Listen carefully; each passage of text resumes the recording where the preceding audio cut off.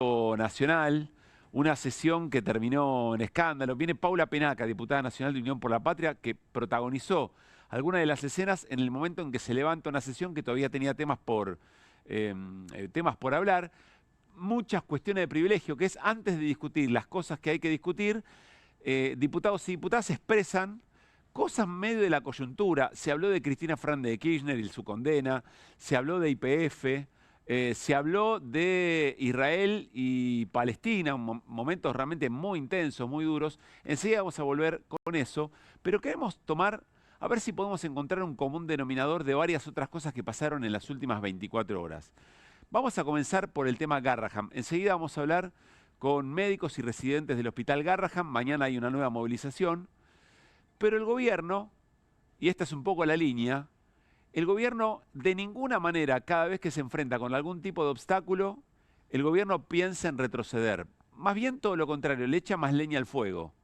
Y de los mismos autores que dijeron, che, agradezcan residentes del Garrahan y de todos los hospitales nacionales, agradezcan que no tienen que garpar para trabajar, porque en otros lugares o es gratis o tienen que pagar. De esos mismos autores, hoy sale una resolución que dice, bueno, hagamos una cosa, miren, si ustedes quieren seguir cobrando lo mismo, seguimos de la misma manera. Ahora, si quieren cobrar más, vamos a armar una beca y le sacamos todos los derechos laborales y entonces tienen una beca y van a cobrar unos mangos más. Es una enorme provocación frente a una situación de gran deterioro. Son cientos los médicos y médicas, trabajadores y trabajadoras del Garrahan que en el último tiempo se han ido. Y estamos hablando de un elemento de muchísima sensibilidad. Si el gobierno no frena frente a nada, al contrario, acelera, no recula, avanza. Hay otro elemento en ese sentido. Volvieron las denuncias contra periodistas. En este caso le tocó al colega Nicolantos, a Jorge Rial, a Mauro Federico y también a Fabián Doman. Denuncias porque el presidente siente que de alguna u otra manera o se ofendió su honor o se está mintiendo, pero por ahí va. Y de repente se va naturalizando que, por más que después la justicia las descarta y le hace una reprimenda, ¿se acuerdan el fallo de Rafecas respecto de Ari Lijarad y Carlos Pañi? Y le dice al presidente, cuidado, presidente, con estas cosas. Sin embargo, el gobierno sigue para adelante y redobla la apuesta, otra vez más, va por todo. Ahora van a ver a dónde llegamos en este va por todo, porque no es casualidad que recorra todo el Espinel. Bueno, mientras el cabo Guerrero sigue libre, es el cabo de Gendarmería que casi mata a Pablo Grillo. Se lo identificó, se lo vio como tiró. Hubo un informe de Gendarmería en donde dice, no, fue un hecho fortuito. Y además medio que Pablo Grillo tuvo la culpa porque se metió en el medio de la línea de tiro. Mientras todo eso, Alexia Abaigar está detenida. Es la mujer a quien se le acusa de haber desparramado bosta, excremento en la casa de José Luis Espert. Sigue detenida en Ezeiza, en cárcel común, pero además se detuvieron a más personas. Se realizaron allanamientos y se detuvieron a más personas, por lo menos 5. 5 personas detenidas por este asunto. Hay quien se está preguntando, insisto, el gobierno que ha recibido y ha observado las críticas sobre esta situación. Irregular por donde se lo mire. Y el gobierno acelera y hace allanamientos y detiene. ¿Estamos en las puertas de una acusación de asociación ilícita por tirar caca en la vereda de un diputado nacional? Bueno, no sé si esto es una exageración o efectivamente puede pasar. Y como cuarto elemento, ayer lo tuvimos al ministro de Economía, Luis Caputo, que básicamente frente a lo que dice la gran mayoría de economistas de todo pelaje, che, hay un problema con el dólar. No alcanza, no se llega. Lo único que hace el gobierno es seguir generando puentes y esos puentes son de endeudamiento. Y el dólar está barato. Caputo dice, dale campeón, si está tan barato andá y comprá. Es decir, provoca. El gobierno otra vez va por todo, va para adelante. Y dice, y además no vamos a comprar dólares. No estamos en esa. Vamos a seguir haciendo lo que venimos haciendo. Un rato Hernán lo va a explicar. Pero el concepto en estos 4 elementos de las últimas 24 horas es que el gobierno va por todo. Bueno, a ver, ¿qué hay en esto de que el gobierno va por todo? Lo charlábamos también con el equipo de producción hace un rato. De alguna manera, si en un país, sobre todo de un plan económico tan volátil, es decir, de poco arraigo en la producción, en la industria, en la economía real, en la economía que se palpa, que se toca, que se comercializan productos reales, no la magia de lo financiero, esa que da empleo, esa que saca gente de la pobreza, esa que mejora los salarios. Si en esta economía tan volátil, tan de lo financiero, hay un gobierno cuyo mensaje es, en todos los niveles, siempre voy por todo, siempre acelero, ese mensaje ancla expectativas, genera expectativas. ¿Para quién? Bueno, para quienes tienen que venir a hacer ese negocio especulativo. Dice, este es un gobierno que es capaz de moler a palos a los jubilados y a las jubiladas. Y que todos los miércoles vaya al Congreso. Y que si tiene que reprimir, reprime.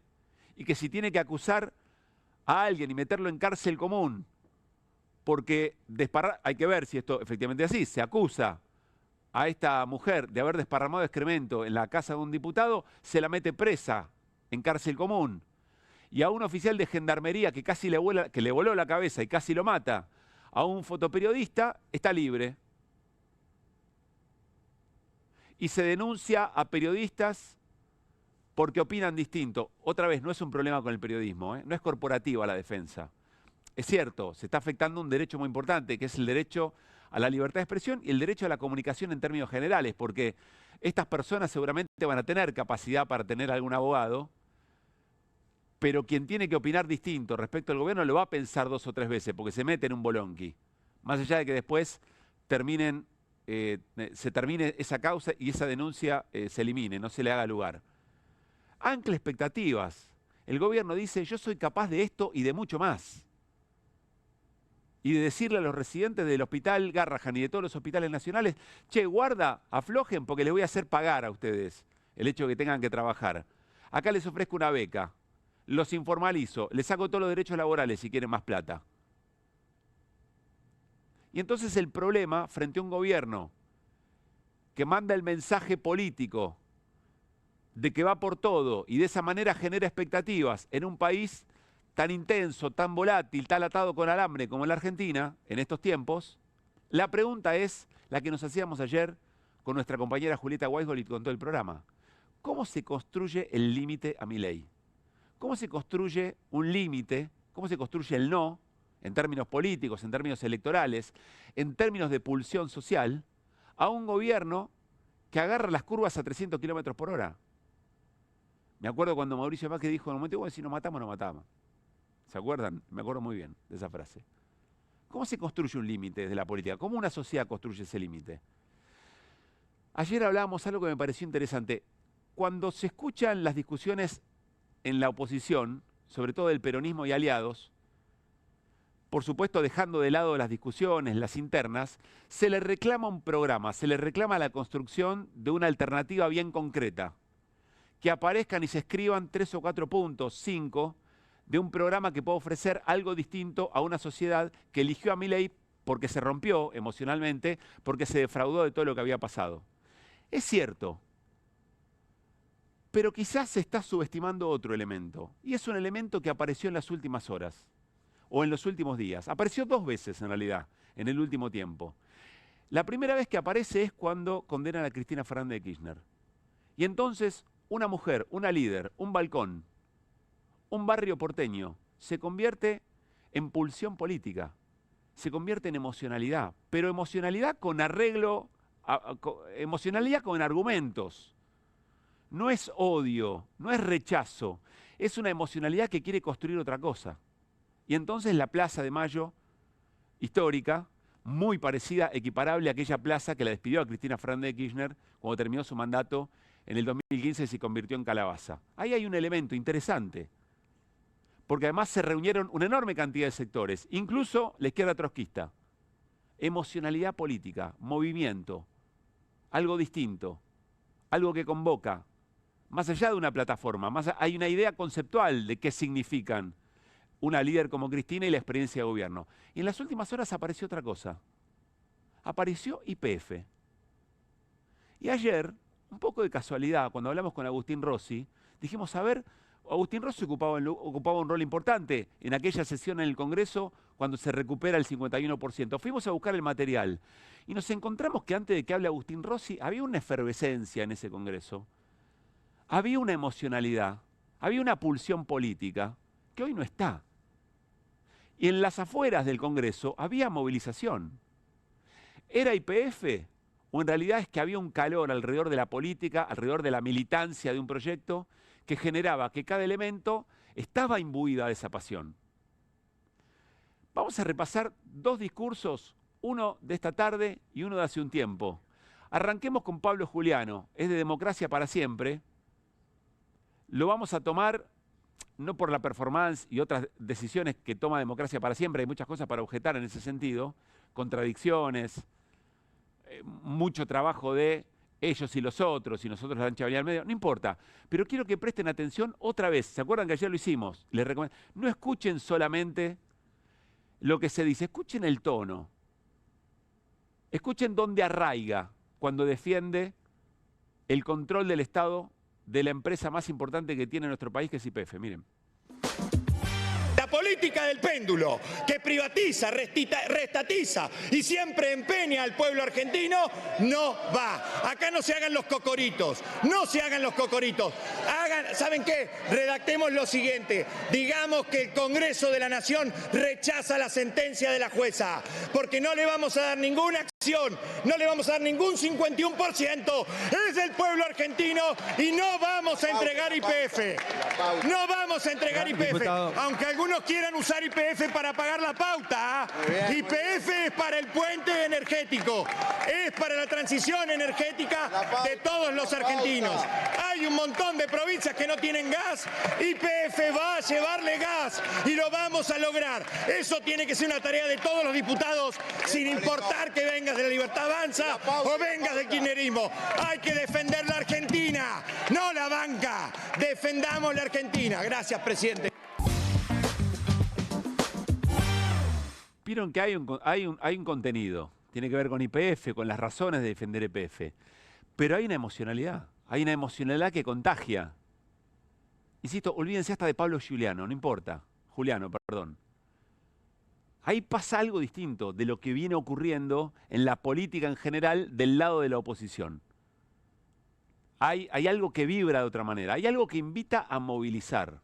Ayer decía Julieta Weisgold, hay un afecto vinculado a la política y vinculado a un proyecto. En este caso vinculado a una empresa como YPF. Vamos a remontarnos un tiempo atrás. Ayer compartimos esa sesión en el 2012, donde se recupera el 51% de las acciones para el Estado. Vamos a 1991. Vamos a escuchar a un diputado nacional que por defender YPF y por denunciar lo que estaba pasando, que era la privatización de YPF, sufrió un atentado, le pegaron 6 tiros en las piernas. Estamos hablando de Pino Solanas. Desde el hospital, en su cama del hospital, Pino Solanas, sobre YPF, no es casualidad que estemos haciendo este arco temporal, decía esto. Los argentinos deben saber que se están robando YPF. Nadie debe callarse, nadie debe estar de rodillas. Hay que defender un patrimonio que muchas generaciones de argentinos hemos construido con fuerza. La empresa más poderosa del país, que fue ejemplo en toda América, y se la están vaciando y se la están robando. Son intereses de una banca que ha saqueado el país y se ha llevado la riqueza argentina afuera. Y no hay un solo responsable. Que se están quedando con nuestros pozos de petróleo, están repartiendo hasta tierras fiscales. Si los argentinos no nos ocupamos de lo que tenemos, de saber en qué consiste el patrimonio de los argentinos, nos vamos a encontrar un día que ni la calle en donde vivimos nos va a pertenecer. ¿Me entienden lo que digo? Porque van a repartir los parques nacionales, las tierras fiscales, van a entregar todo, pero ¿saben lo que entregan? Lo mejor del país, lo que es rentable del país. Por eso yo digo, señores legisladores, por el honor de argentinos, intervengan, detengan la rapiña de YPF y todas las cosas, las fechorías que se están haciendo. Bueno, muchas cosas, ¿no? La trama argentina más o menos discute lo mismo desde hace mucho tiempo. Pero eso da para otro, si quieren, para otra apertura o para otra reflexión. Otra vez, hay un nervio, hay un decir, hay dirigentes que son capaces de movilizar, de emocionar, porque el odio, la violencia, el insulto, en algún momento termina partiendo a la sociedad, partiéndola en términos humanos, en términos anímicos. Entonces lo que tiene que aparecer es otra cosa que invite a conmover desde otro lugar.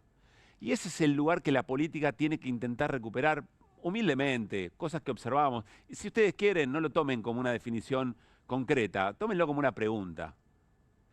El programa es muy importante, el horizonte de políticas públicas es muy importante, el rol del Estado, explicarlo es muy importante, pero da la sensación que en estos tiempos, si algo no se moviliza en pos de esos objetivos, va a ser difícil. No todos, no todas lo pueden hacer. A veces hay personas que lo hacen inesperadamente. A veces hay elementos. A veces puede ser un guardapolvo blanco. Puede ser la educación. Puede ser la universidad. Pueden ser los residentes del Garrahan. Puede ser YPF. Puede ser una líder injustamente encarcelada, proscripta.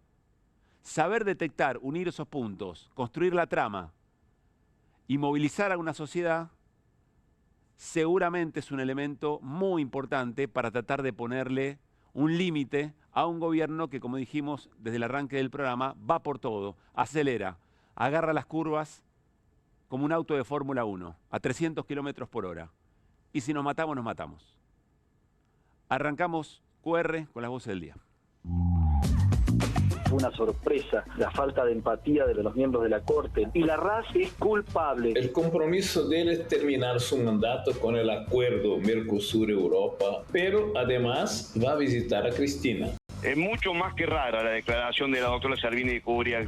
Su edad no la habilita a opinar como si fuera un ciudadano común. Tiene una gravedad institucional que no se puede dejar pasar. La gente sabe que si vos decís que estás ajustando a la causa y en realidad quienes están en de 11 para comer somos los argentinos, ese modelo no alcanza, no se solventa. Le está aumentando el transporte, le está aumentando la luz, le está aumentando el gas, le está aumentando la obra social. Mira, todo eso para mí no es bajar. Y esa realidad está alimentada por un montón de gente que quiere que a Argentina le vaya mal.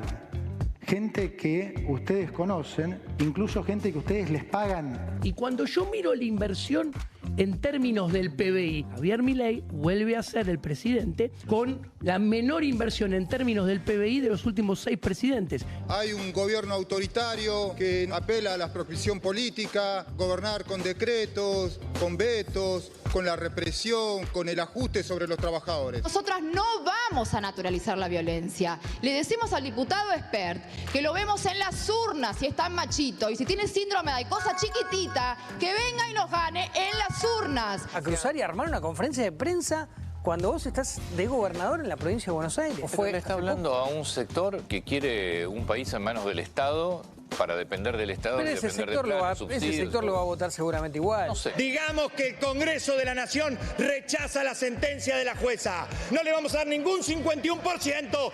Es el pueblo argentino y no vamos a entregar YPF. En relación a esta información de las residencias, compromete directamente las condiciones de trabajo de los residentes. Venimos de un golpe tras otro. La propia fuerza de seguridad de Patricia Bullrich está entorpeciendo el tránsito como de costumbre cada día miércoles en pos de vaya a saber qué, ¿no? No estoy negando la tecnología. Tengamos 2 pies en el barro y un dedito en el celular.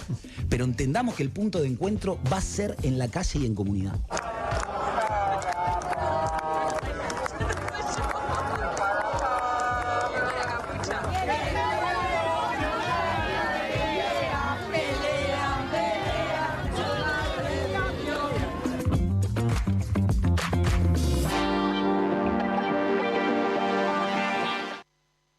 En la calle y en comunidad, decía Nacho Levi, dentro de las voces del día. Yo quiero insistir, otra vez, felicitaciones a la producción, que logra recoger en las voces de las últimas horas algo que perfectamente puede contar la historia de la Argentina, en cada elemento.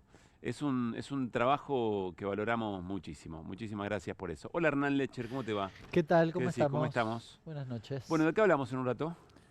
¿Compraste dólares? No, Hernán. Estás condenado si querés te cuento, a no ser un gran campeón. No soy un campeón. No. Yo soy el que posibilitó que Federico se vaya a ver a Boca, ¿no? ¿Federico se llamaba? ¿Federico? Uno que vendía y el otro que compraba y se iba a ver a Boca. Estaba del otro lado y ofreció los dólares. Vamos a hablar de eso. Habló Caputo en el día de ayer. Hoy el dólar estuvo un poquitito complicado, así que vamos a contar de qué se trata. Como si esto fuera poco, la del estribo te agrego. Sí. ¿Quién escribió una carta de nuevo? ¿Quién reapareció? Domingo Cavallo. Pero no te voy a anticipar nada. Bueno. Te lo cuento después. Carta de Cavallo. Me hace acordar de otro momento de las grandes protagonistas de las cartas, ¿no? En este tiempo de la historia argentina. Bueno, nos vamos a referir a lo que ocurrió hoy en el Congreso Nacional. Está con nosotros la diputada nacional Paula Penaca, de Unión por la Patria, representa a la ciudad de Buenos Aires. Y vamos a compartir un momento, voy a explicarlo muy sucintamente. Una sesión que arrancó cerca de las 12 de mediodía con cuestiones de privilegio, que es el modo en que diputados y diputadas logran incluir otros temas que quizás están en la coyuntura. Se habló de la condena a Cristina Fernández de Kirchner, se habló de YPF, se habló de lo que está ocurriendo, lo que está haciendo el gobierno israelí respecto de Gaza y respecto de Palestina. Muchos temas se mencionaron. Y después se empiezan a tratar proyectos. Algunos no tenían el pasaje a comisión, no habían pasado por las comisiones, entonces si no habían pasado por comisión necesitaban más votos que la mayoría simple. Y entonces por eso en un momento había una discusión sobre de qué manera se hacía, como no estaban los votos, de qué manera se hacía trabajar esas comisiones. Bueno, ahora lo vamos a hablar con Paula Penaca, pero en un momento determinado, cuando se empezó a discutir interpretación del reglamento, de la regla de juego del Congreso, empezó a ocurrir esto, miren.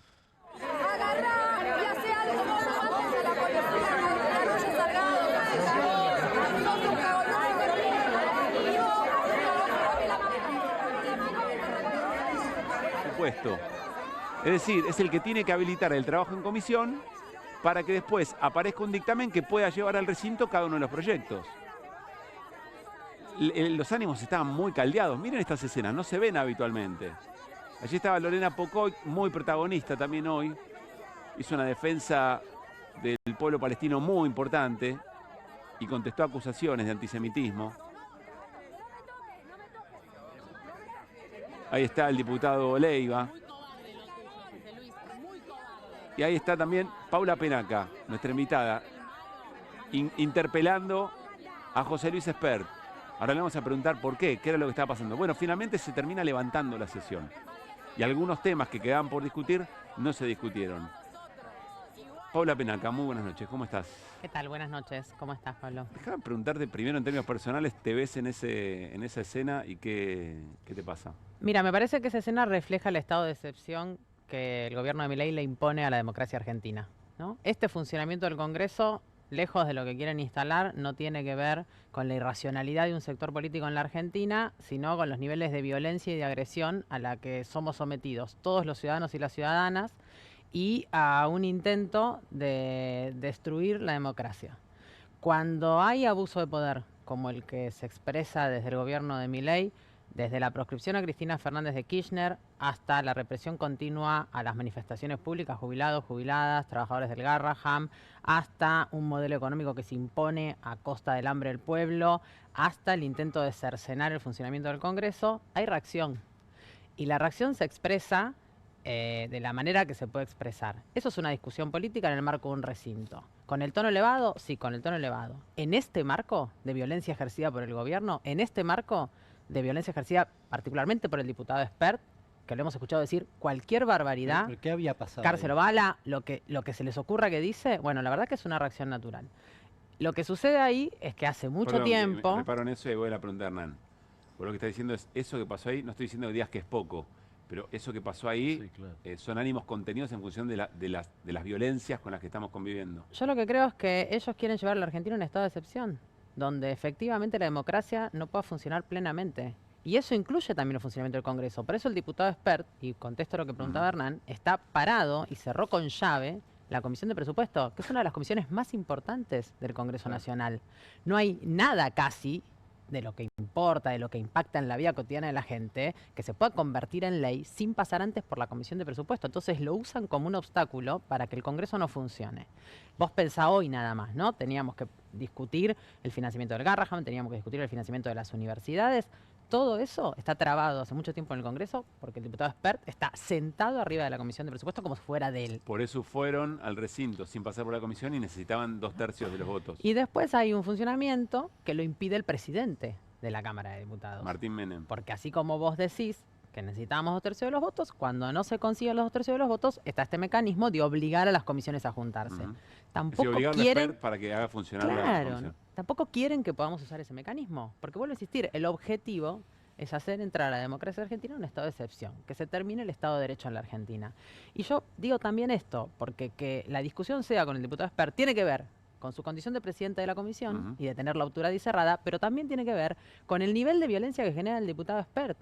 Hoy en el Congreso, además de esta sesión, y vos lo mencionabas al principio, también existió una conferencia de prensa para exigir la libertad inmediata de Alessia Abaigar, de Eva Mieri, de otras 3 detenidas, 2 detenidas y un detenido, porque efectivamente lo que sucede en la Argentina es que un diputado como este genera violencia, agrede, vuelvo a insistir, ¿no? Yo no me voy a cansar, cárcel o bala, a 4 o 5 de estos hay que colgarlos en la plaza pública, antes hay que llenarlos de agujeros y el próximo vas a ser vos, hijo de puta, perdón la expresión, pero esas son las amenazas, y luego eso suscita una reacción mínima, de una manifestación, de expresar repudio a esos dichos, con una forma, hasta te diría, creativa, dejando caca arriba de la vereda donde vive el diputado. ¿Y sabés por qué se hace el malo el diputado Espert? Porque tiene de su lado a la policía de la pistolera Bullrich, a la justicia, que es una mafia la que existe ya en la justicia federal argentina, expresada esta vez por Arroyo Salgado.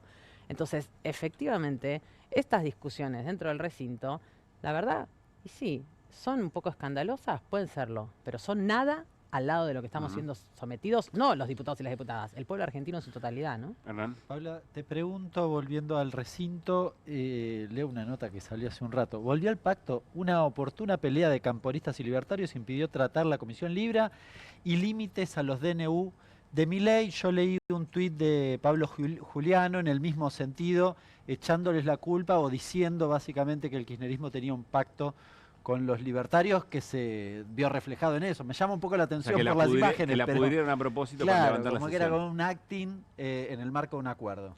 Bueno, eso es mentira. También leí inmediatamente terminada la sesión otra mentira en las redes que quisieron instalar que tenía que ver con que no se había podido aprobar el tratamiento, la obligación para tratar el financiamiento del Garrahan y el financiamiento de las universidades.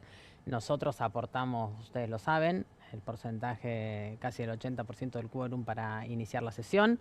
El tratamiento de la Comisión Libra no se pudo tratar por este impedimento que lleva adelante el presidente de la Cámara, porque no permitió que la moción que había planteado el diputado Ferraro se votara, y por eso empieza la discusión reglamentaria. La discusión empieza allí, Ferraro, Coalición Cívica. Nosotros desde nuestro bloque hicimos un planteo también para emplazar, o sea, para obligar el tratamiento del financiamiento de la Ley de Ciencia y Técnica, que lo hizo el diputado Goyán. Tampoco nos dejó votar esa moción y ahí empieza el debate. O sea que tanto el tratamiento pedido por el diputado Ferraro de Libra como el tratamiento pedido por el diputado Goyán en relación al financiamiento de Ciencia y Técnica ya estaban vetados por el presidente de la Cámara. Entonces, me parece que después yo la verdad que tengo una apreciación sobre estas expresiones del presidente del bloque Democracia para Siempre. Democracia para Siempre convoca una sesión sin consensuar con ningún otro bloque la posibilidad del quórum. Entonces, me parece que no hay que hacer una utilización política de los temas que importan a la sociedad, ¿no? Meterlos en un temario para decir yo quiero impulsar esto, sabiendo que si no construís ningún consenso no vas a tener quórum. O sea, ustedes aportaban el quórum, pero no pudieron meter temas en la Nosotros aportamos el quórum, no pudimos meter temas en la sesión, pero y garantizamos que el quórum que la sesión existiera, ¿no? Entonces, y fueron culpables supuestamente de que se Bueno, caiga. pero porque lo que pasa es que es fácil, ¿no? A quien está estigmatizado culpabilizarlo, y la estigmatización tiene que ver con que somos el proyecto político que se ha enfrentado a los grandes intereses económicos en la Argentina. Yo la verdad que no quisiera pensar que el diputado Juliano tuvo mala intención, pero si fuera él revisaría cuál es la práctica parlamentaria, porque efectivamente si no fuera por nosotros la decisión no hubiera existido. Paula, quiero volver a la tensión. Me parece muy interesante lo que decís. Che, miren que esa tensión es la tensión lógica de lo que se está viviendo. Aquí estuvo Carolina Gagliar. Carolina Gagliar dijo bueno, que el presidente de la Cámara, Martín Menem, cuando se retomara la actividad, y después de esta es la primera sesión después de la condena a Cristina, que tenía que llevar muy inteligentemente la sesión porque los ánimos estaban así. Es decir, esto es producto también de eso. Bueno, mira, ese dicho horrible de Espert, de cárcel o bala, yo creo que tiene mucho tiempo ya. Tiene mucho tiempo y es el equivalente está Irina acá a presa o muerta, ¿no? Es lo mismo. Esper pide cárcel o bala, le toca a las militantes políticas, mujeres, la cárcel, le toca la bala a Pablo Grillo, vos hacías mención hace un rato de eso, y con Cristina pasó lo mismo, ¿no? Ahora está presa y antes intentaron asesinarla. Me parece que esos niveles de violencia que le imponen desde el gobierno, desde el poder económico y desde la mafia judicial, en principio a la política, ¿no? A la militancia, a los dirigentes, para disciplinarlos, para intentar que no exista ninguna voz que se atreva a cuestionarlos, así como también lo hacen con el periodismo, constantemente y continuamente, me parece que genera estas condiciones, ¿no? Genera estas condiciones de reacción. En el caso del recinto, en el marco del debate que puede ser un poco más subido de tono. En el caso de la militancia política organizada, la expresión política. En el caso de las militantes que hoy están detenidas, algo mínimo que apenas podría ser considerado una contravención municipal y que termina siendo tratado como un delito penal, ¿no? Con una trampa de la jueza Arroyo Salgado, imagino siendo servil a las órdenes que recibe, ¿no? A las órdenes que recibe del poder político. Con una de esas militantes, Perdón, con Alesia, ¿qué función crees que cumple la encarcelamiento de Alexia Boyar? el mismo, el de disciplinamiento, el de meter miedo, así como le tiran los trolls encima a los periodistas para que no opinen cosas en contra del gobierno, así como proscriben y encarcelan a la principal líder de la oposición en la Argentina, la presidenta del Partido Justicialista, Cristina Fernández de Kirchner, ahora también van por la militancia. Que nadie se exprese en los medios, que nadie se exprese políticamente, que nadie se movilice, porque por eso también hacen lo que vos comentabas hace un rato, ¿no? Después avalan la violencia explícita, como por ejemplo lo que pasó con quien disparó contra Pablo Grillo, por eso le pegan a los manifestantes, como pasa con los jubilados y las jubiladas. Yo creo que ahí hay una decisión de instalar el estado de excepción a fuerza y violencia con cualquier consecuencia y no les interesa. Y efectivamente van logrando algún nivel de temor. Por eso me parece que la salida a eso es con convicción y sin miedo. Y llevando esta discusión donde corresponde, que es en una elección democrática, en las urnas. A mí, perdón, me llamó la atención que en la conferencia que dieron a la tarde algunos familiares, junto con el rector de la Universidad de Lomas de Zamora, el presidente del Colegio de Abogados de la provincia de Buenos Aires, los familiares se manifestaron con temor. Bueno, de hecho, la mamá ahí se estuvo detenida. Sí. Estuvo detenida casi 3 días, ¿no? Lo mismo que una expareja de ella. A mí me llamó la atención esto de que todos manifestaban temor, pero bueno, decían tenemos que seguir, tenemos que estar acá, no sé qué impacto tuvo esto en quienes estaban ahí presentes, pero para mí fue muy notorio, ¿no? Sí, fue muy movilizante. Yo voy a contar 2 cosas que transmitieron los familiares de las militantes detenidas hoy. Una fue lo que comentó la madre de Alesia, que 70 años, detenida, 3 días, 2 días incomunicada, la llevaron a dar declaración esposándole las manos y atándole las manos al patrullero, ¿no? Todo esto son muestras de un sadismo brutal y ella contó todo esto, contó cómo la violencia también era ejercida contra su hija y contó algo que es espeluznante. Dice que le hacen casi una sesión de fotos a Alesia, ¿no? Se entiende que hay algo de las medidas de seguridad que supone fotografiar a una persona detenida, que está muy bien, pero la fotografían primero con la cara tapada. Y entonces Alesia escucha que alguien llama por teléfono a dar una orden con voz de mando y a los gritos a decir que le tenían que destapar la cara, que se tenía que ver la cara, ¿no? Con un ímpetu bastante particular. Y luego, la hermana de Aldana Mucio, que es otra de las detenidas, una de las detenidas hoy, plantea que cuando luego de hacer el allanamiento se llevan hacia el patrullero a Aldana, también esposada por supuesto, como si tuvieran una peligrosidad que no la tienen, hacen repetir la escena para volver a filmarla. La sacan de la casa hasta el patrullero y se ve que, no sé, no le salió el video o estaría muy oscuro. Y le hacen repetir. Entonces le dicen, no, espera, vamos a volver a entrar. O sea, estaban haciendo una película. Y vamos a volver a salir. Entonces, si esto no es la construcción de un show mediático para meter miedo, para disciplinar, para intentar evitar que en la Argentina la gente que piensa distinto pueda expresarlo, no sé qué es. Paula... Son las prácticas, perdón, que además ya vimos de mano de Patricia Bullrich en otro momento Y justamente uno de los temas que se planteaba en esa conferencia es que estamos volviendo a las prisiones preventivas Quiero aclarar que vamos ¿no? a hablar de este tema. Viene Alien Germano, que es uno de los abogados de Alexia, y vamos a retomar este tema en un rato. No, quería preguntarte con preocupación sobre... Porque, a ver, uno dice, supuestamente la acusan por una contravención. No podría estar a esta altura del partido presa. Y las detenciones de hoy da la impresión que apuntan a una especie de asociación ilícita porque le tiraron caca en la puerta de la casa de Espert. Bueno, es que efectivamente nosotros lo que hicimos son detenciones ilegales porque le imputan un delito que no cometieron.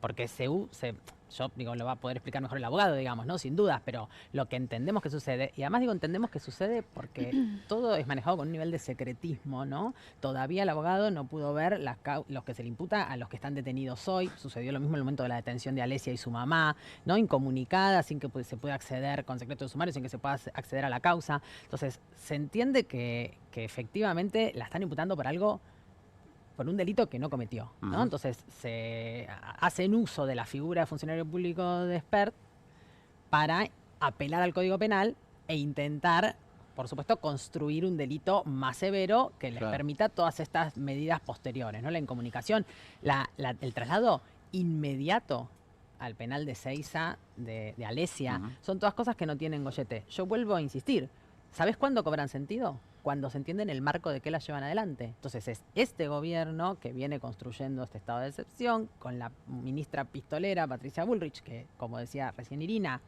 estamos acostumbrados a que haga este tipo de shows, y es contra la militancia peronista, porque estas compañeras que están detenidas y este compañero, porque uno de ellos es Iván, que es varón, son militantes políticos, son militantes del peronismo, son militantes de la fuerza política que tiene a su principal líder y la presidenta de su partido proscripta y encarcelada.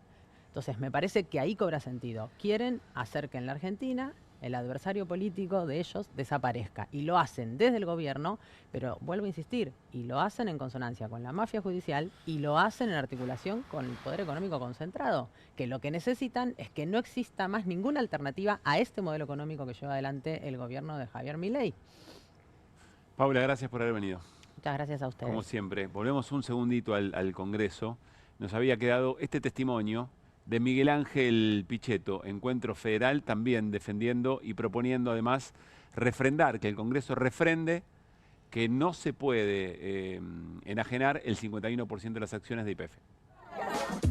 Reflexión, no quiero entrar en un debate más profundo porque hay que analizar siempre las circunstancias del pasado.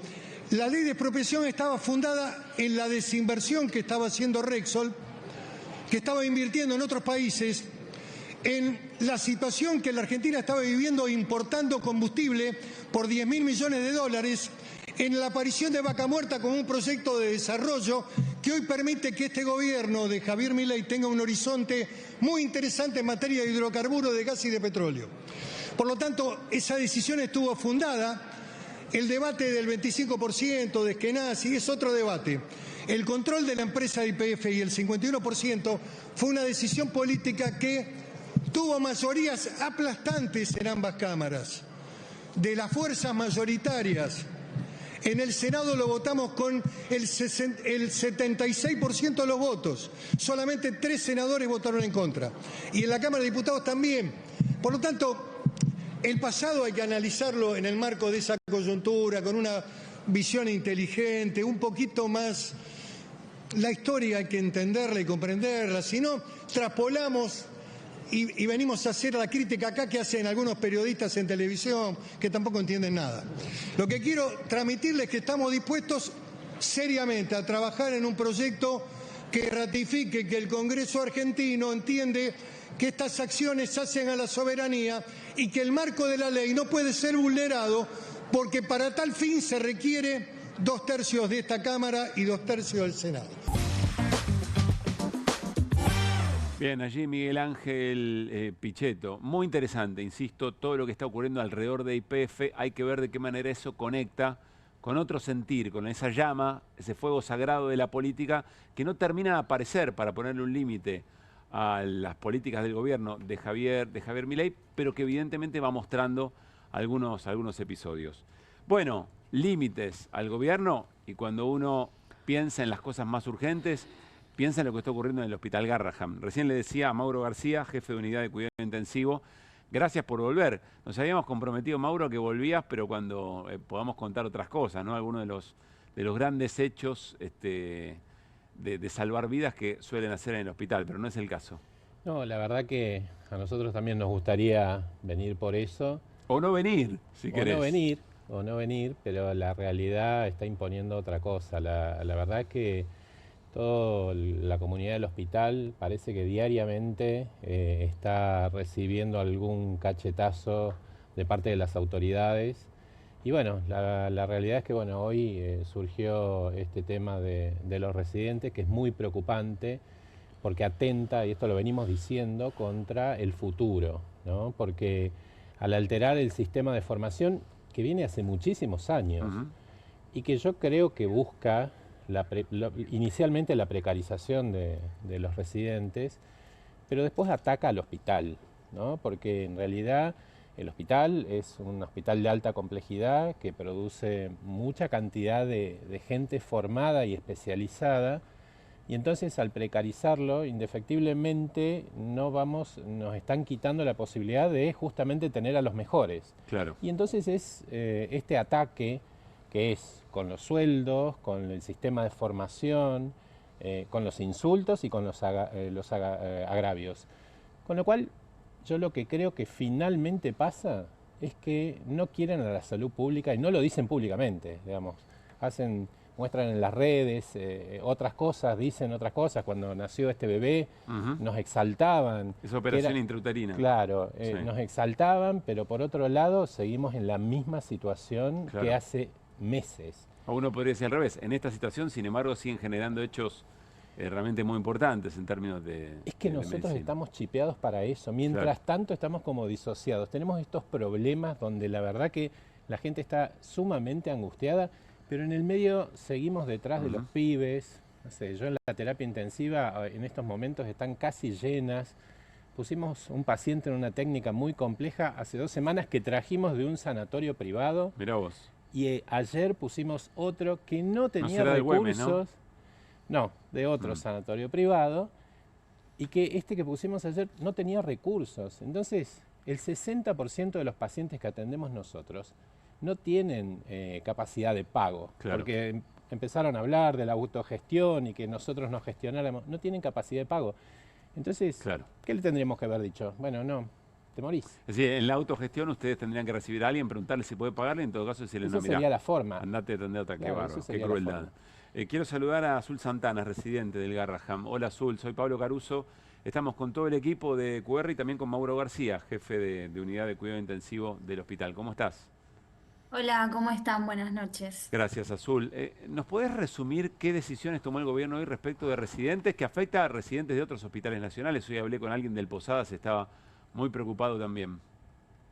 Sí, nosotros nos informamos hoy a la mañana, como ustedes, por los medios, la web y los medios de difusión del gobierno, que dejaba de existir la residencia como tal, para pasar a ser las residencias de nación, por eso también le implica al Posadas, una beca.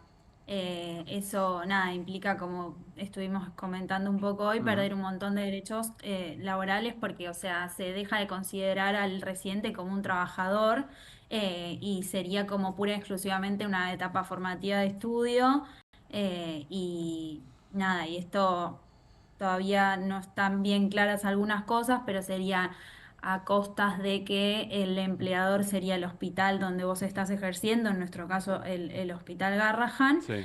Y por otro lado, lo que dicen es que tenemos la posibilidad igual de continuar eligiendo ser empleados del ministerio y tener los derechos, pero bueno, eso, por ejemplo, nos hace tener la pérdida de los bonos no remunerativos que venimos recibiendo hasta ahora, que son casi... No el 50%, pero casi el 40% de nuestro salario. Es decir, que el gobierno, lejos de repensar la situación, acelera, va a fondo y los quiere precarizar aún más. Ustedes quédense, quieren cobrar un poco más, transfórmense en una beca, pierdan todos los derechos laborales o eventualmente quédense como están, pero además le bajamos el sueldo porque le sacamos el bono. Sí, tal cual, eso es lo que sentimos, que nosotros, si bien dentro de las tantas falencias que tiene el sistema y que por ahí se podían mejorar, nosotros lo que nos exigíamos puntualmente en este reclamo es una recomposición salarial, porque no llegábamos a fin de mes básicamente, y ahora nos topamos no solo con que no hay recomposición y no hay mejoras en nuestro sueldo a fin de mes, sino que hay empeoramiento de las condiciones de trabajo. Ahora, Azul, cuando reciben esta noticia, ¿cómo reaccionan colectivamente con el grupo de residentes? ¿Los desahucia? ¿Los envalentona aún más? Quizá un poco de las dos cosas. ¿Cómo reaccionan frente a esto? Frente a un gobierno que cuando van a negociar y frente a la pelea los castiga aún más. Yo creo que, o sea, un poco de emociones, o sea, varias, de Encontradas, las sí. que vos decís, son muchas. Es difícil ahora también desde los puestos de trabajo, porque nosotros estamos trabajando desde que fue todo esto de que tuvimos que levantar la medida, y es como que nosotros en ese momento estamos atendiendo a pacientes, estamos poniendo el cuerpo en el hospital, o en donde te toque rotar en ese momento, y los grupos de WhatsApp están prendidos fuegos porque uno no se entera por los medios oficiales o por reuniones, no sé, prolijas y ordenadas donde nos enteramos las novedades, sino por los medios de difusión. Entonces, desorienta, uno no sabe si es verdad, si es mentira, hay gente que se enoja, hay gente que se angustia, y en lo personal, y como todos mis compañeros, nada, pasás por un montón de emociones, o sea, es desesperanzador, por momentos te dan más ganas de seguir reclamando, porque lo que hacemos es con convicción y creemos que es lo que corresponde, pero sí, la verdad que no paran de decepcionarnos las decisiones que se están tomando. Azul, ¿en qué año de residencia estás y en qué especialidad te estás formando? Estoy en primer año de pediatría clínica. ¿Y qué haces todos los días en el hospital? ¿Cómo es tu rutina en el hospital cuando no estás en asamblea y cuando no estás peleando contra el gobierno de Milei? Veo pacientes todos los días, depende cuando me toca rotar en la parte de ambulatorio, veo los chicos que llegan por una consulta así espontánea del día, que vienen a verse al hospital, los atiendo, si hay algo que exceda mis conocimientos lo consulto con superiores, siempre estoy supervisada. Si el paciente, nada, las condiciones dan para que se retire o porque es un tratamiento ambulatorio y que se resuelve ahí, el paciente se va, y así vas viendo paciente cuando estás en la etapa de ambulatorio. Después otras veces me ha tocado rotar por internación, que yo personalmente roté por una sala de polivalente, o sea que tuve distintas patologías atendí esa sala, y después una sala de internación oncológica, que ahí roté 3 meses y era todos los días ver pacientes oncológicos que están internados por varios días. Y lo mismo, llegar al hospital, saber lo que pasó en la guardia anterior, o sea, lo que pasó con el paciente la noche anterior, acudir a su habitación, hacer el examen físico, interrogatorio, a ver si hay novedades, si hay algo que tengamos que cambiar en lo que es el tratamiento, en el diagnóstico, estudios nuevos, ver qué hay que resolver con las especialidades, y después volver a reunirnos entre todos y hacer un pase para el personal que se queda de guardia hasta el otro día. Pero básicamente nada, estar en contacto con pacientes todo el tiempo. Azul, cuando me imagino son pacientitos, son chiquilines, seguramente tenés vínculo con las familias. Las familias observan todo esto, seguramente se enteran porque ustedes les cuentan, porque bueno, es parte de nuestra propia agenda. ¿Ves preocupación en las familias? ¿Les preguntan? ¿Tienen dudas sobre si se van a poder seguir atendiendo? Sí, más que nada se angustian por nosotros porque nos acompañan un montón, nos reapoyan.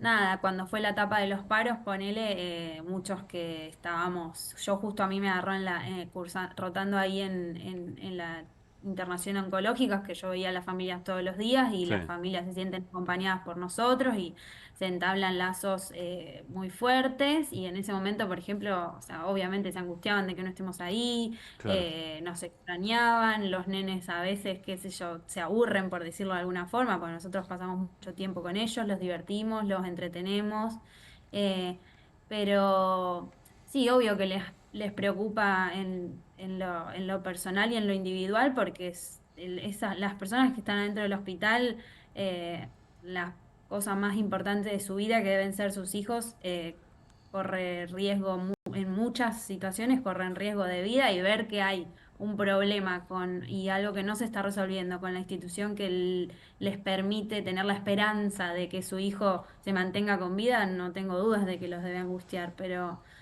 por lo menos lo que nos transmiten siempre es apoyo y cariño.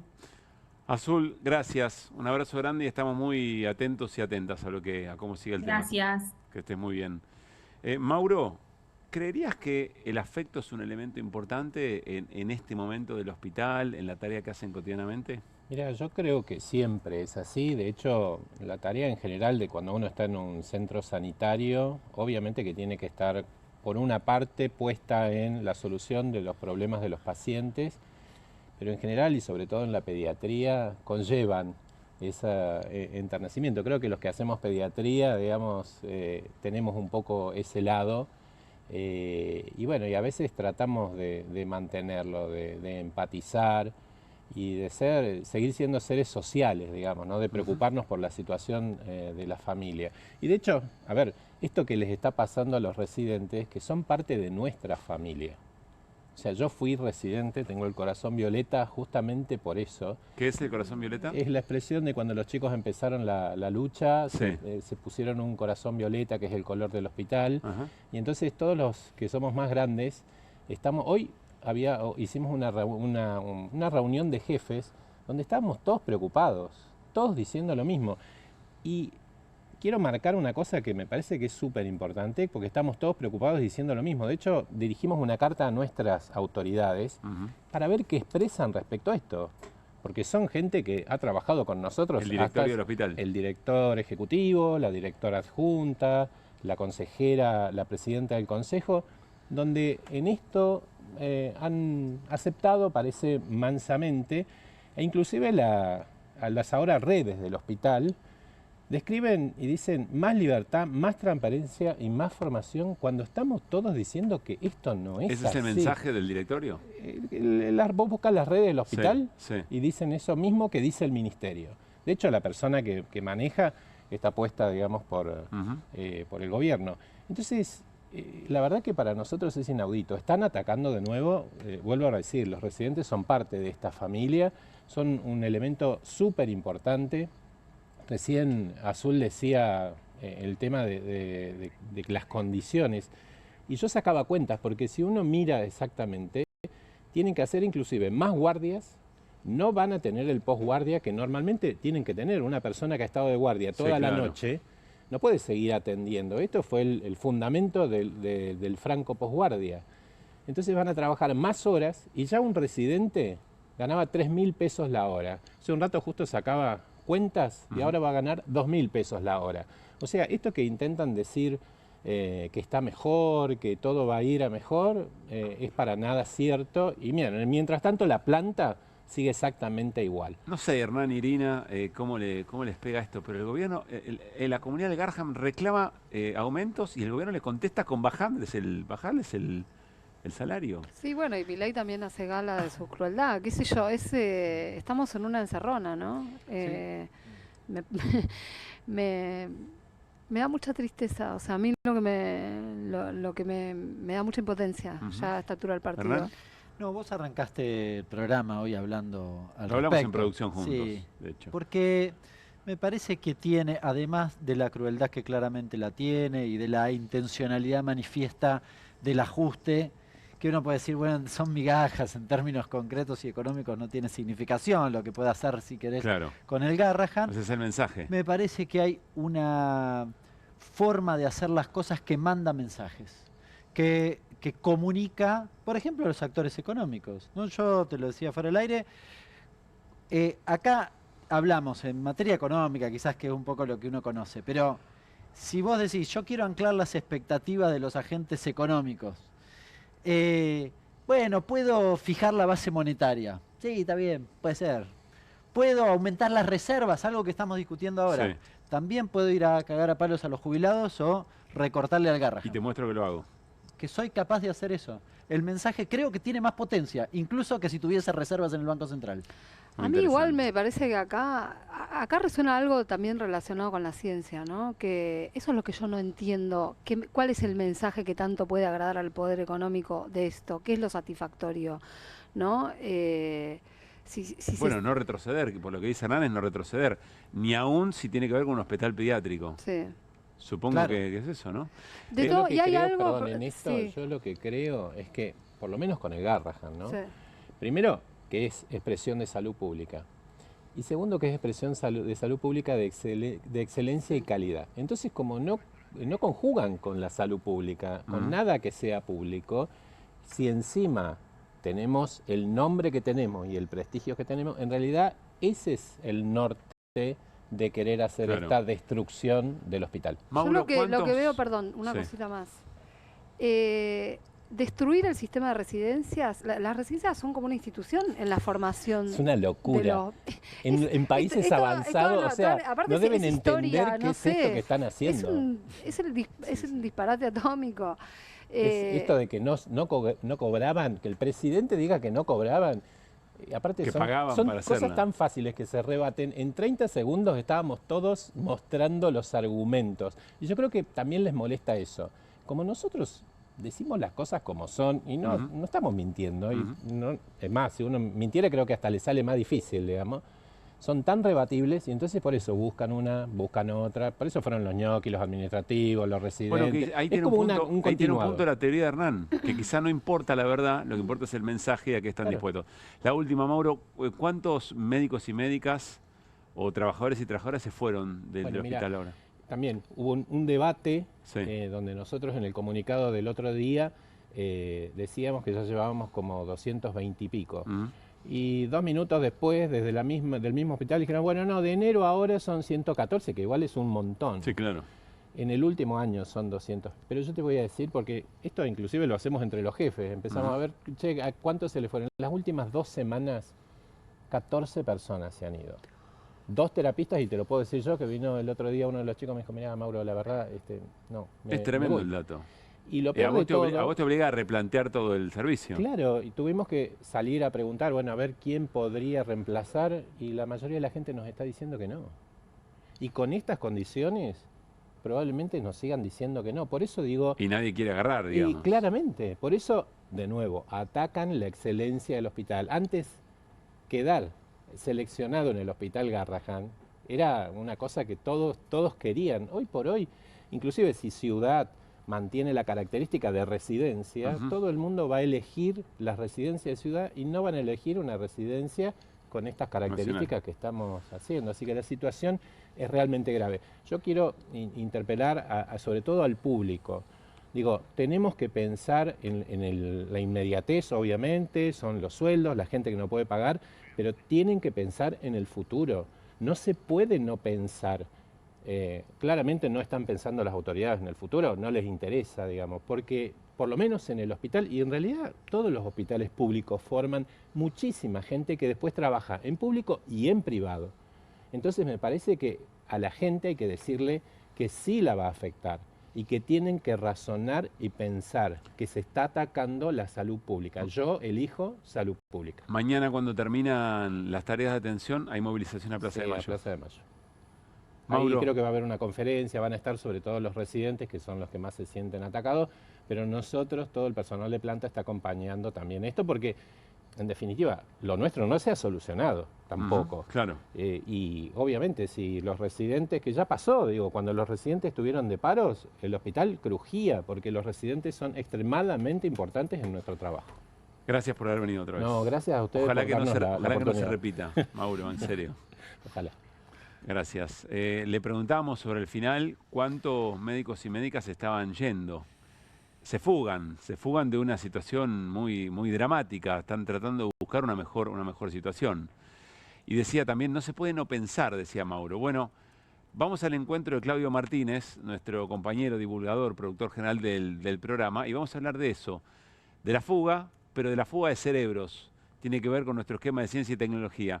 Cerebros en fuga para exportación. Hola, Clau, ¿cómo te va? Hola, Pablo, ¿qué tal? Buenas noches. Bueno, muy preocupante. Todo tiene que ver con lo que estaba comentando recién el compañero del Garrahan. Porque, bueno, estamos hablando de una terrible fuga de cerebros, casi una estampida. Esto que decía él, en 2 semanas, 1 por día, 14 personas. En el mundo de la ciencia y la tecnología está pasando lo mismo. Mira, Si la Argentina fuera un club de fútbol, el presidente, en este caso Milei, está destruyendo las divisiones juveniles, está matando el semillero, está hipotecando el futuro. No es nuevo. Sabemos que la fuga de cerebros, digamos, en el pasado relativamente reciente, empezó en la noche de los bastones largos. Onganía con las fuerzas federales entrando en la universidad pública, algo inédito, y produciendo una intervención que luego derivó en una fuga de grandes pensadores, grandes, digo, Klimovsky, Sadowski, o sea, tipos verdaderamente importantes en la ciencia argentina que tuvieron que ir a trabajar a otro lado. Consecuencia directa de las políticas de ajuste, no Por falla. supuesto. La dictadura le agregó a eso persecución secuestro, muerte, claro, desaparición. En el menemismo, Cavallo mandó a los científicos a lavar los platos. O sea, no es nuevo lo que está haciendo Milei. Ahora, fíjate qué interesante. La gente de la Universidad Nacional de Córdoba hizo una encuesta para tratar de pulsar cuál es la percepción de futuro que tienen los jóvenes investigadores. Vamos a mirar esa encuesta para ver cuál es el verdadero impacto que tiene la fuga de cerebros en la Argentina. Miramos la primera placa. Mira, le preguntaron a los jóvenes investigadores y docentes de la Facultad de Ciencias Químicas de la Universidad de Córdoba si creen que están dadas las condiciones para que puedas terminar tu doctorado. Casi el 50% dijo tal vez, duda, pero un 37,2% dijo que no están dadas las condiciones para terminar la formación de su carrera científica. Más del 80% o no sabe. O no sabe. Vamos a la próxima. Algunas respuestas esto de ver cómo miran el futuro los jóvenes investigadores, los jóvenes científicos. El 53% piensa abandonar la carrera científica. El 27% piensa en no terminar su formación académica. ¿Es distinto? Una cosa es formación académica, otra cosa es la carrera como científico. Okay. El 54% considera continuar su carrera en el exterior, el 68% considera buscar trabajo en el sector privado. Una estampida. Claro. Sigamos, hay otra más. Mira esto. ¿Destinaste dinero personal para tu investigación? O sea, ¿pusiste de tu bolsillo la que no está poniendo el Estado? Casi el 80% dice que sí. Una locura. Una locura. Esto que decíamos de que pagan por las residencias, bueno, en el mundo de la ciencia está pasando. Gente que se da cuenta que no puede terminar su investigación y que pone plata. ¿Para qué pone plata? Insumos. Insumos que no están comprando, no pueden comprar las universidades, no pueden comprar el CONICET. Finalmente, para que no se interrumpa la investigación, su propio trabajo, ponen plata. Sigamos. Muy bueno este trabajo, Claudio. Sí. El 50% de los investigadores jóvenes está considerando dejar sus cargos docentes. Esto tiene que ver, es consecuencia directa de la asfixia financiera que está sometiendo a las universidades el gobierno de Milei. Directamente, o sea, porque los sueldos de los docentes ya están casi un 40% atrasados, o sea, una locura. Y corregime, algunos que tienen dedicación, depende de la dedicación que tienen, solamente pueden trabajar como docentes, no pueden hacer otro trabajo. Exactamente, sí, no pueden hacer otro trabajo.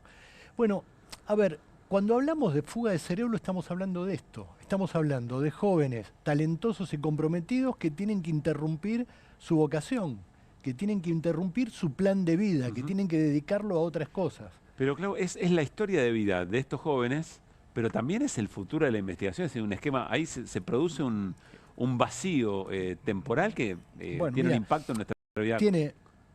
Son dramas personales, porque son proyectos de vida que se interrumpen, pero son dramas colectivos porque es un futuro que se hipoteca. Claro. El Estado, es decir, una carrera científica lleva entre grado, posgrados, doctorados, etcétera, alrededor de 12 años. Formar un científico lleva alrededor de 12 años. Toda esa inversión que hizo el Estado argentino en las universidades públicas, en el CONICET, se tira a la basura. Se tira a la basura porque los pibes, las pibas se están yendo a trabajar afuera. Ni siquiera hace falta irse a trabajar afuera. Hoy, con la conexión en red en todo el mundo, podés seguir trabajando en tu país. O sea, ya no te tenés que ir del país. Exportás tu cerebro, pero no tu cuerpo. Fugás tu cerebro, pero no tu cuerpo. Y te quedás laburando en tu casa. El resultado de esa investigación y cobrando en dólares. En otro país.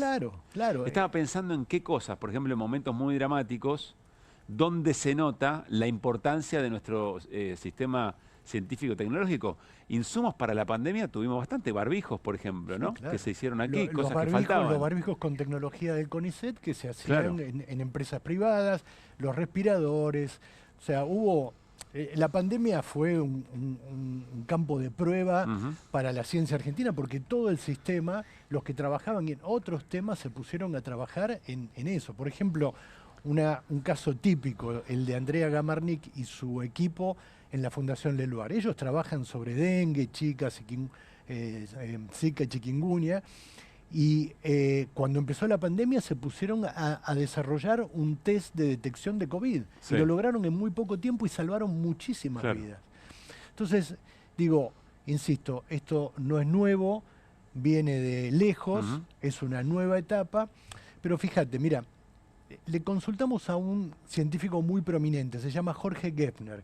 Jorge es médico, es profesor en la Facultad de Medicina, además es investigador superior del CONICET y armó, junto con otros directores de institutos, una red que se llama RAICIT, la Red de Autoridades en Institutos de Ciencia y Tecnología.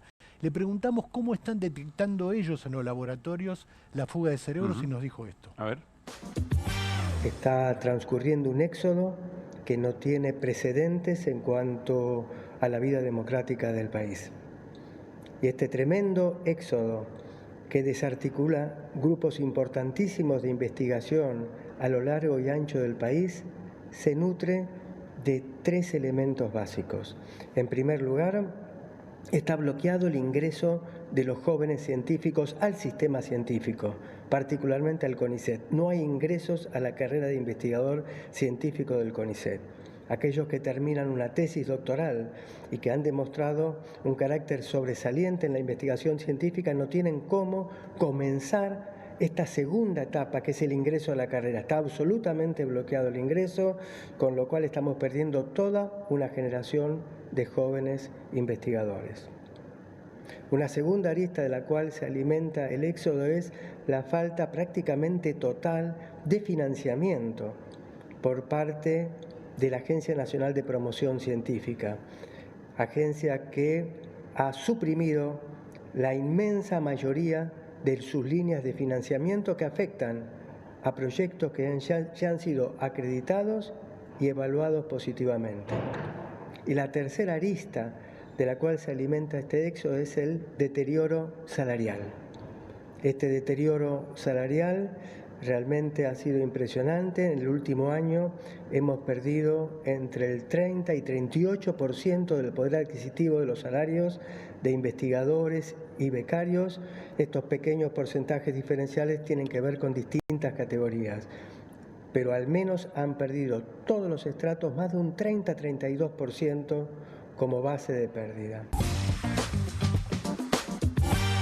¿Sabes qué me impacta, Clau, cómo estos procesos de ajustes brutales, expulsivos, nos hacen perder generaciones? En este caso, generación de científicos, pero pensalo en muchos otros aspectos. Pensalo en generaciones que pasan hambre y están mal alimentados. Seguro. Generaciones de profesionales que no están. Perdemos pero, generaciones en además, cada... Vos hablás de pérdida. Esto que decía, 12 años lleva a formar un científico. Sí. Ana Franchi, que fue presidenta del CONICET hasta hace poco, hasta 2023, cuenta siempre que la interrupción que produjo el menemismo en las carreras científicas, similar a esta, no tan grave, pero con similar Cavallo, a esto, con Cavallo, Plato. Produjo un bache temporal que llevó muchísimo tiempo recuperar. Y vos fijate cuál fue la estrategia. En el año 2003, Daniel Filmus, ministro de Educación, Ciencia y Tecnología, junto con la decisión de Néstor Kirchner, tomaron la determinación de crear un plan que se llamó Plan Raíces. El Plan Raíces, desde 2003 a 2015, repatrió 1.300 científicos. Eso se está volviendo a perder, está volviendo a pasar. O sea, esa cosa típica, cíclica de la Argentina. Vos hablabas del ajuste.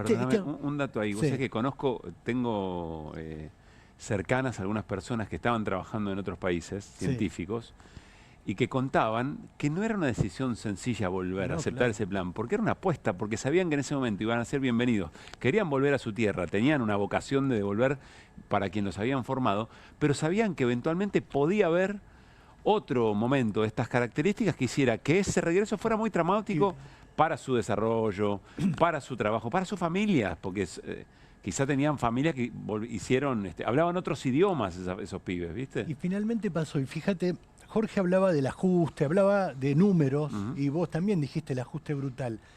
Pero hay una combinación que es muy perversa, porque es motosierra con el ajuste, pero es batalla cultural, porque además hay una agresión personal. Los científicos son la casta, los científicos no sirven para nada, intentan vendernos investigaciones inverosímiles. Hay un relato desde el presidente para abajo de toda la línea de poder en la Argentina que también metió a los científicos en la batalla cultural. Claro. Entonces es motosierra, el recorte de tu salario, el recorte de tu futuro, pero también la agresión y el menosprecio, que eso es muy duro, es muy difícil. Residentes paguen por trabajar, por ejemplo, ¿no? Es lo mismo. Tenemos una placa Dale, más. Una placa más. La vemos, compartimos para cerrar. El 93% de los encuestados por la Universidad Nacional de Córdoba considera que no tiene suficiente financiamiento para desarrollar sus investigaciones. O sea, todos. Casi todos. Este es el corolario, digamos. No hay plata, pero insisto, no es solo no hay plata, sino ustedes no sirven, no aportan nada. Eso es muy duro para el mundo de la ciencia y la tecnología. Gracias, Clau. Nos vamos a ir a una pausa. Al regresar hablamos con Daniel Germanos, esa voz de Alexia Baigar. Vamos a hablar, es esta joven que está detenida junto con otras 4 personas por haber tirado caca en la puerta de la casa de José Luis Espert. Mientras tanto, el Cabo Guerrero está libre. Y vamos a hablar con Hernán Lecher también. Nos va a traducir a Luis Caputo, al ministro de Economía, pero además pasó caballo y dijo... Lo va a interpretar Hernán Lecher. Parece que no son buenas noticias para el propio gobierno. Alguna vez Milei dijo, el mejor ministro de Economía de la historia argentina fue Domingo Felipe Cavallo. No estaría pensando lo mismo. Tanda, ahí estamos. María es credinauta. Eduardo también. Y Luis y Mercedes y Pablo son credinautas. Ellos y miles de argentinos formamos Banco Credicop. Y somos credinautas porque desde siempre creímos que es mejor hacerlo juntos y no hacerlo solos. Porque somos cooperativos y solidarios. Y porque sabemos que solo nos salvamos si lo hacemos entre todos. Ahora, hacete vos también credinauta. Movete a Credicop. Movete a un banco distinto. Banco Credicop Cooperativo. La banca solidaria. Adrián Mercado presenta Argentina Cobre. Conectate con los protagonistas de la industria en una nueva edición de Argentina Cobre, el evento empresarial que marca la agenda del sector. 4 y 5 de agosto, provincia de San Juan. Organiza Panorama Minero. Invita Adrián Mercado.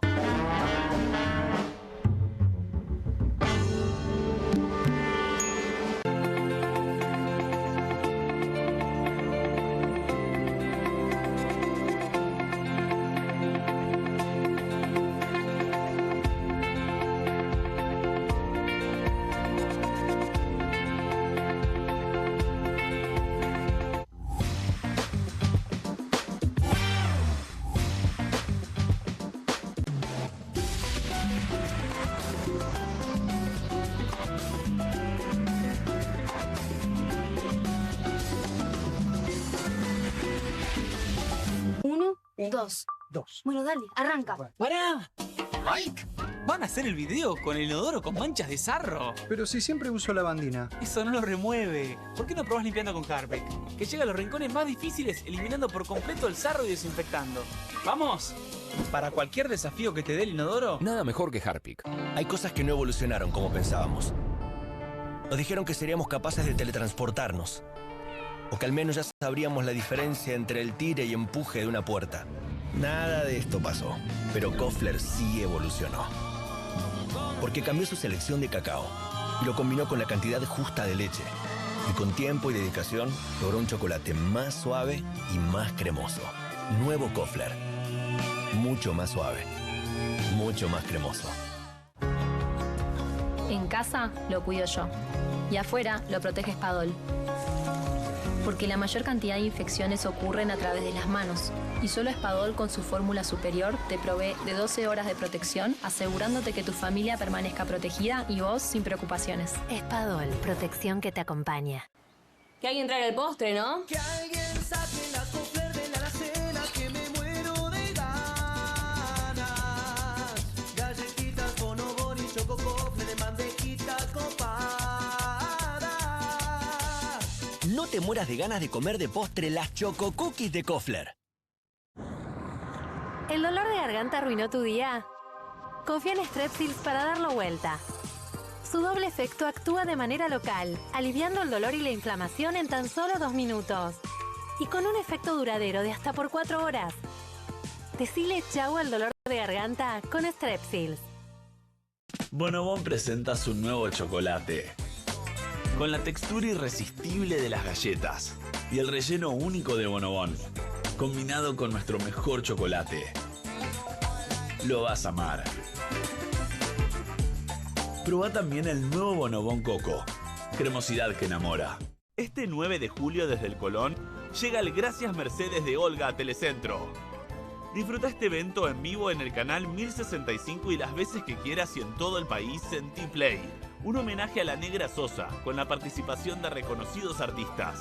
Telecentro, conectando con vos. Con movimientos circulares. Tu rutina de skincare te debe traer muchos seguidores, pero este baño te los quita. Pero si yo ya limpié mi inodoro con Harpic. Sí, pero te falta el resto de las superficies. Necesitas el Harpic Baños. El rojo, que saca manchas difíciles, desinfecta y deja impecable tu baño. Para cualquier desafío que te dé el baño. Nada mejor que Harpic.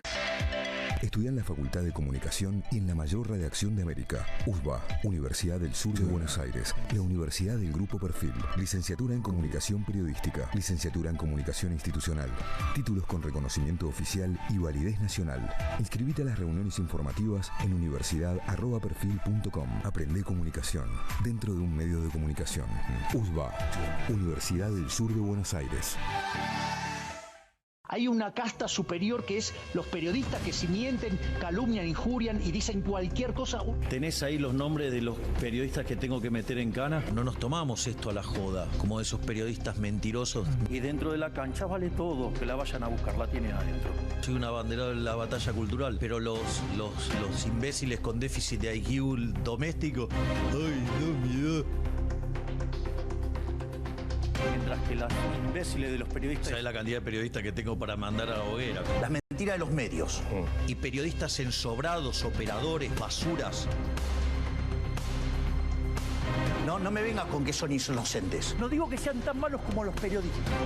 Digamos, raya el mal gusto propio de cerdos. Creo que es una ofensa decirle periodistas. ¿Sí? Milei odia al periodismo. Nosotros amamos al periodismo. Suscríbete a perfil.com.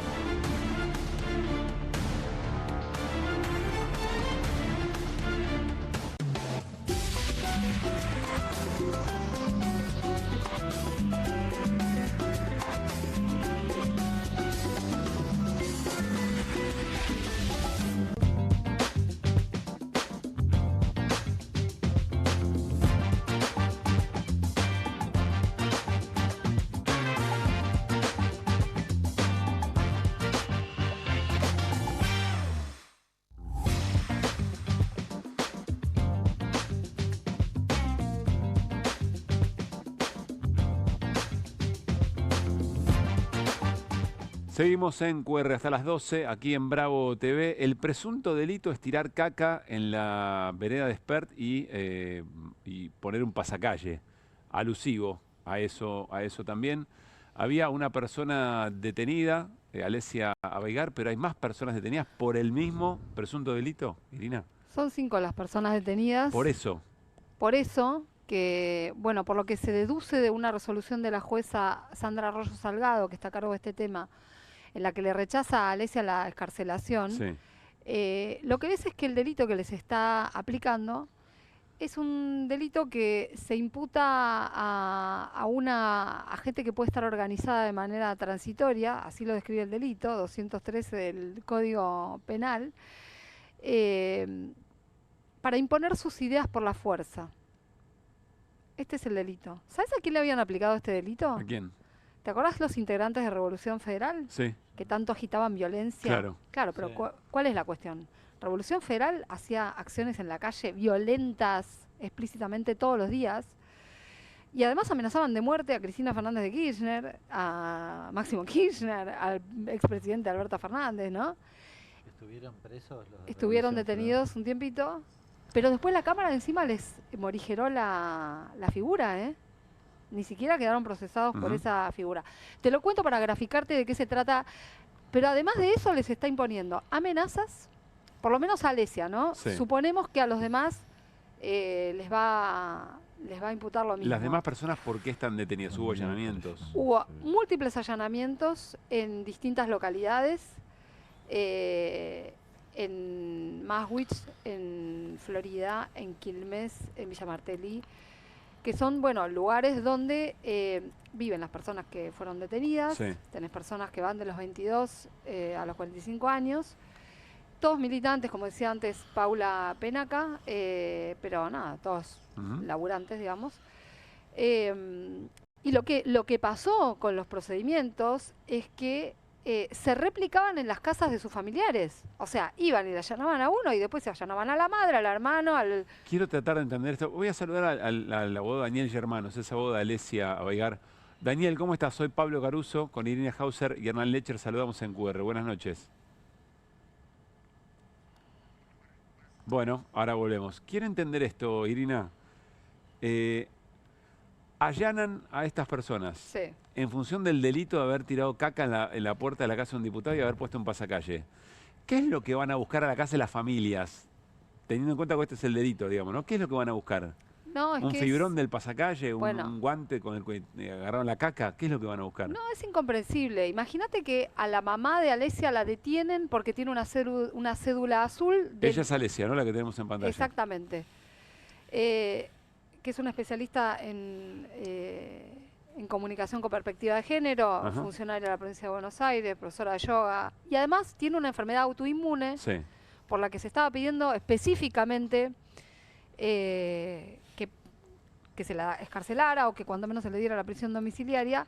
Y bueno, una de las cosas que describió hoy la mamá y que también describieron algunos de los abogados es que cuando la trasladan a tribunales, hoy para que la vea el cuerpo médico forense Sí. y haga el diagnóstico examen, sí. y el examen de la situación, la llevan esposada y encadenada al piso del móvil. O sea, es un nivel de violencia indescriptible. Y que no tiene, no sé, que no Este tiene... examen físico se está haciendo para acreditar esa enfermedad autoinmune y eventualmente revisar pero si queda detenida. Ya hubo o no. un informe del cuerpo médico que hace lo que dice habitualmente el cuerpo médico, que es ni. Si necesita atención, podría llegar a recibirla. Tienen que terminar demostrando después y evaluar. O sea, ¿viste lo mismo que pasó con Nelson Periotti en la causa Vialidad? Sí. El ex titular de Vialidad, bueno, que estuvo varios días detenido, hasta que finalmente fue el juez el que evaluó que de acuerdo a lo que decía el cuerpo médico forense y algunos datos que obtuvo también respecto al Servicio Penitenciario Federal, dio cuenta de que no podía recibir todos los tratamientos Claro. ahí y que su salud estaba en peligro. Bueno, es exactamente la misma situación, pueden pasar varios días hasta que la jueza, después de esto que a mi modo de ver tiene tintes de ensañamiento, porque no tiene razón de ser. La pregunta que se hacían hoy... Perdón, ¿el resto de las personas también están detenidas en igual están condición? detenidas, están incomunicadas por ahora porque van a ser indagadas mañana. Sí. Están incomunicadas. No Pero, pueden hablar con bueno, nadie, no saben tengo gran nada. curiosidad sobre qué les encontraron. Granadas, fusiles de asalto. Mira, a la concejal de Quilmes le secuestraron, por ejemplo, el celular, le llevaron la computadora, van a ver qué tiene, pero ¿qué van a buscar? Actividad política, eso es lo que no entiendo. Pero por eso te pregunto, ¿qué pueden buscar que lo vincule con el hecho de tirar caca? Después discutimos si está bien o está mal frente a las cosas que se están viviendo, ¿no? Pero algún vínculo, si Es que tienen, lo que vos si y tienen el yo- contacto de la empresa que pone el pasacalle.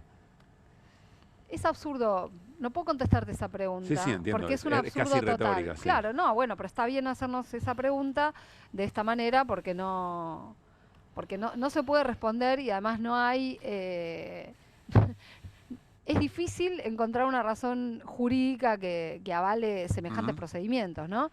Enseguida logramos domar al Zoom del canal y charlamos con el abogado de Daniel Germano. Sé que va a ser muy importante su testimonio. Lo que yo te decía al principio, que además fue muy llamativo en el día de hoy y que te demuestra que con esto se quiso hacer un show, que fue algo deliberado de parte del gobierno, del Ministerio de Seguridad, que aclaremos, lo que está haciendo es responder a un pedido de José Luis Espert, que dice, estas personas investiguen un delito, ¿no? Esper se opuso a la excarcelación de Alesia. Ese es un dato muy importante. Se opuso a la excarcelación. A ver, tenemos el posteo de la ministra de Seguridad, Patricia Bullrich, respecto de este tema. La concejal Tiracaca detenida. Se refiere a una de las nuevas detenciones, ¿no? Es de esta mañana. Eva Mieri es De día, concejala de Quilmes, concejal. De noche, planificaba y ejecutaba ataques a opositores y sus familias. Ella y todos sus cómplices ya lo saben. Las hacen, las paga. Bueno, por lo que sugiere Patricia Bullrich, tendrían como actividad nocturna ir a hostigar a dirigentes políticos, opositores. Por lo que señala, ¿es eso lo que están investigando eventualmente? No Es sé. decir, de una empresa, una suerte de pyme, no quiero decir algo que con lo rancha, ¿no? Pero una suerte de asociación ilícita. Bueno, es que este delito que mencionábamos antes Sí. es, como no hay una asociación ilícita, incluso el propio tipo penal lo dice, ¿viste? Sí. Se busca otra modalidad para describir la organización, Sí. ¿no? Que es una suerte de asociación para esto, dice el Código Penal, imponer las ideas por la fuerza. Vamos a saludar ahora sí a Daniel Germanos, es abogado de Alesia Abaigar. Daniel, soy Pablo Caruso y todo el equipo de QR con Irina Hauser y Hernán Letcher. Saludamos, ¿cómo estás? Por fin, ¿me escuchan bien? Por fin, gracias por tenernos paciencia, te escuchamos muy escuchan? bien. Sí, muy bien, muy bien. No, paciencia en mi trabajo. Mirá, esperé 30 horas en la puerta del juego de Arroyo Salgado para ver a esta chica, así que paciencia me sobra. Bueno. Más con ustedes que son personas tan queribles. Bueno, muchas gracias, Daniel. A ver, estamos haciéndonos varias preguntas. ¿Cuál es el delito por el que se le acusa a Alesia? Y no sé si estás al tanto del resto de las personas que están detenidas. Mira, no conozco los nombres, pero los delitos que se disputan son los mismos. Yo estuve con los familiares. Una de las detenidas de hoy es mamá de 5 nenes. Este es un acto de Arroyo Salgado que resulta realmente inexplicable. Mira, ustedes imaginan, no hablo de estos chicos acusados de esta perturbación en la casa de Esper, ¿se los imaginan sosteniendo ideas o teorías de superioridad de raza? ¿O sosteniendo que son grupos de personas de un origen étnico superior? Justamente es lo contrario. Quienes sostienen que hay... ¿Me escuchan? Sí, te escuchamos muy bien, Daniel. Quienes sostienen que hay discriminación y consideran que hay gente de menor valor, gente que está desclasada o que si está enferma que se joda, son otros. Decíamos, el peronismo es quizás el partido más inclusivo que ha tenido la República Argentina. Es decir, los delitos que le achaca la jueza Arroyo Salgado, que es de intimidación pública, amedrentamiento al diputado Esper y un ataque de carácter discriminatorio, no tiene nada que ver con lo que ocurrió. Esto es como si uno hiciera una suma con distintos números y el resultado no tiene nada que ver con el contenido. Es decir, la conclusión que saca la doctora Arroyo Salgado es casi menos que una conjetura, es una opinión.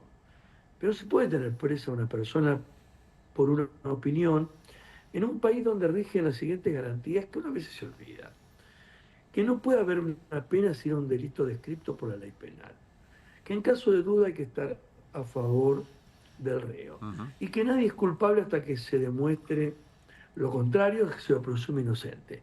Bueno, Alesia, con su enfermedad a cuesta, está presa, estuvo incomunicada, encadenada al piso, esposada, y todo esto por una acusación, porque el caso real, ¿cuál es el caso real? Porque ustedes me dirán, bueno, Daniel, está bien, no cometió estos delitos, pero lo que hizo está bien. Mira, lo que hizo fue un hecho político. El hecho político del escrache, que así se llama esto es un escrache, que yo recuerde, lo iniciaron los hijos de desaparecidos, la agrupación Hijos, que iban a las casas, ustedes se acordarán bien, Sí, en el marco de las leyes de impunidad, ¿no? En el marco de las leyes de impunidad. Claro, y la marcaban con rojo para que la gente supiera, los escrachara, que ahí estaban los genocidas. Siempre fue un acto político el escrache. Y también hay scratches deportivos.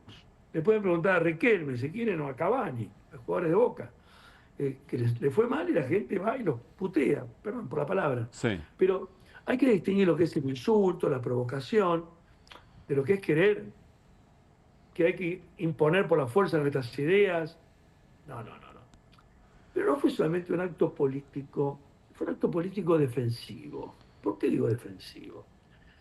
Si cualquiera de ustedes dos o yo admitimos que todos los días nos digan que somos una mierda, que somos unos bichos, que somos unos cucas, que merecemos la muerte, y capaz que algún día alguno cumple con ese mandato. Entonces, una forma de defenderse es decirle, pará, hijo de puta, no te la agarré más conmigo, vos sos una mierda. Esto es lo que hicieron estos chicos, si es que lo hicieron ellos, cosa que no está aprobada. ¿No? Y digo que no está aprobada porque quien habla, el único defensor que hasta ahora tiene esta designación firme, es quien habla, nunca vio la causa. ¿Saben quién me mostró la causa? Pero no por una delicadeza, sino porque yo la vi en La Nación Más, Majul. Majul sí tiene la causa. Cuando pasaba lo de... Que esta acción efectivamente la cometieron. ¿Qué es lo que van a buscar? ¿Los guantes? Gravísimo. Yo diría causal de juicio política.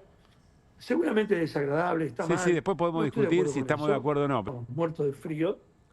Y el café vino muy bien, realmente nos atendieron maravillosamente bien. Gravísima.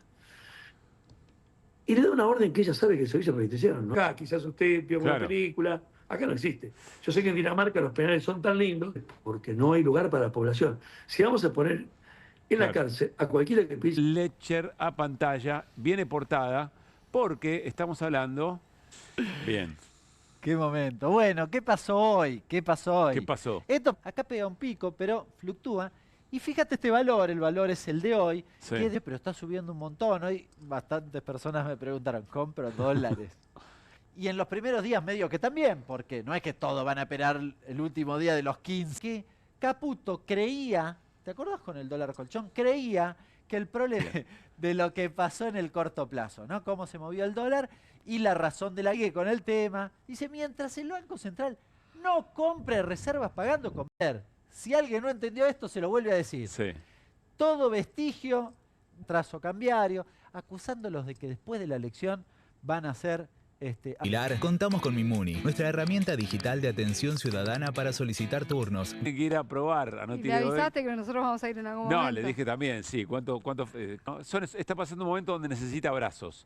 Así que si la conocen, acérquense y le dan abrazos. 9. ¿Por qué no probás limpiando con Harpic? Que llega a los rincones más difíciles, eliminando por completo el... Irresistible de las galletas.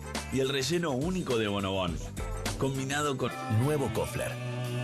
Mucho más suave. Mucho más cremoso.